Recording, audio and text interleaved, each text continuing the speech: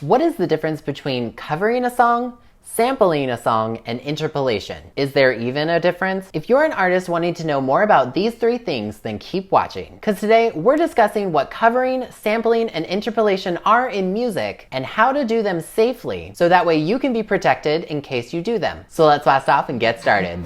JM in your universe.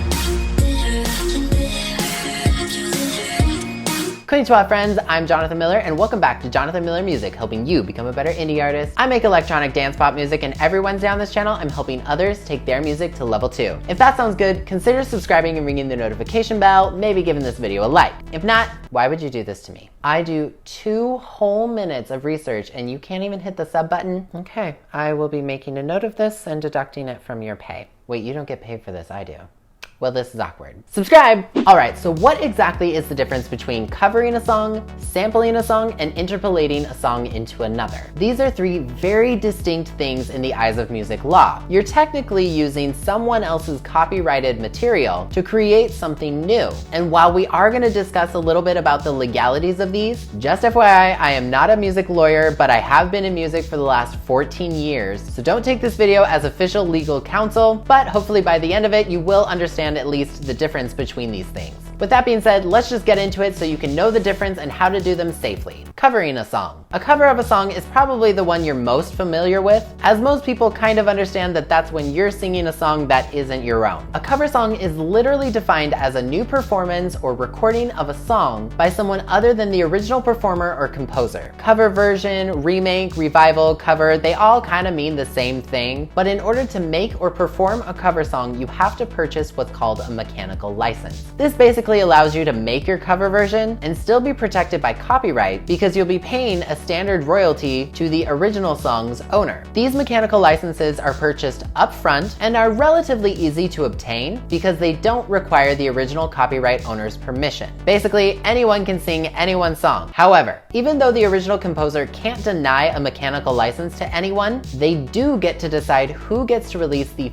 first cover version of their song. So if you wanted to release your cover version of a song from Olivia Rodrigo's new album, you may have to wait a little bit if no one has already legally released one. Now I'm sure they have by now, but you get the point. Now, with a cover version, you're pretty much allowed to transform the song however you want, while keeping the lyrics and sometimes the melody, although some changes and embellishments and even total genre changes are totally okay because you're reinterpreting the song your way, even if it's very close to the original. Maybe the original is very special to you and you want to pay tribute to that, that's your choice. But sometimes you don't actually want to cover the song and you want to do something a little bit different. Well, here's where things get tricky. Sampling a song. Okay, before we get into this, I want to make something very clear. Sampling in music is completely normal. Despite how some people talk on the internet, sampling is a very normal thing in music. It happens all the time. No, it's not lazy. It's not copying someone. It's not gossip or tea. It's not some shameful thing. It's completely normal. However, doing it legally is where issues arise. First of all, in case you're not familiar, sampling is defined as the process by which a musician or producer uses the portion of an existing song and putting it in a brand new recording, looping it, and layering it with new music in a new context. Basically, it means you are taking part of someone else's song and putting it directly in your new song. Sometimes you can pitch it up and down, making it faster or slower, or just transforming it in some sort of way, but it's still part of the original song. Sampling is not new. It's been around for decades and decades. Now, in order to sample any song, it requires getting permission from the copyright holders of the song you're trying to sample. This process is known as clearance, which basically means you have clear, legal, and explicit permission to use this song in your new recording. The problem is that this process is very expensive, especially if you're sampling something particularly well known. Like if you were to use a direct sample of Britney Spears' Baby One More Time, which could be really cool, you would probably be paying a very, very big fee. Because when I say expensive, I mean it. There are no standard fees for sampling because the rights holders can set their own fees. So you could be paying anywhere from $250 up front to over $5,000, plus a percentage of the song's total income, which can be 15% to 50%, and there are also back-end fees and royalty splits to work out. It's a very complicated thing. Luckily, you have another option. Interpolation of a song. Interpolation is very similar to sampling, so they often get confused for one another, but they are not the same thing. They are two very distinct, separate things.